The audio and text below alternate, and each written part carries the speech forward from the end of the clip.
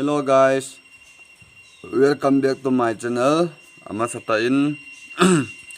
hitabong pha APU vlog avela board kit THEI koi pau pa pathin chu thangwa na ka hempi masan tu ni kain seinum choile buina ni khat ni vlog in a board thei lo ji u chi chung chang chule channel thu kain seinomin amasata in sung buina thu in sein katin tu chung vlog ni khat ni o tabong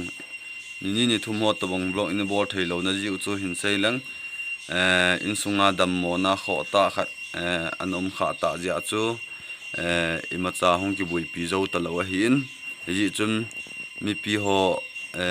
viewers ho le subscriber ho hi nga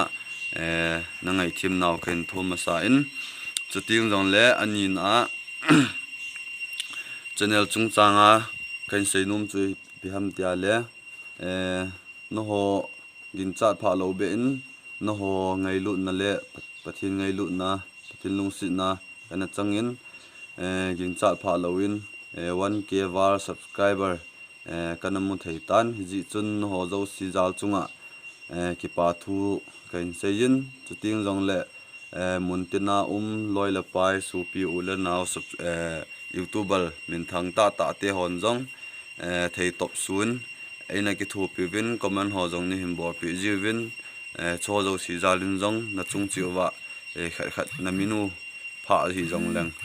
na chung chiwa KIPA thu kan sei kinin nung sit ta in nei na ki thu pi jing lang ka channel hi aina pi jing win lang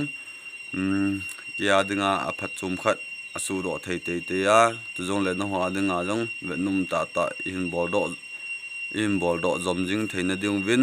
video ti ho hi inava ting le kat lo ben anave jiu hi ti win sting jong le comment ho jong chim lo hi la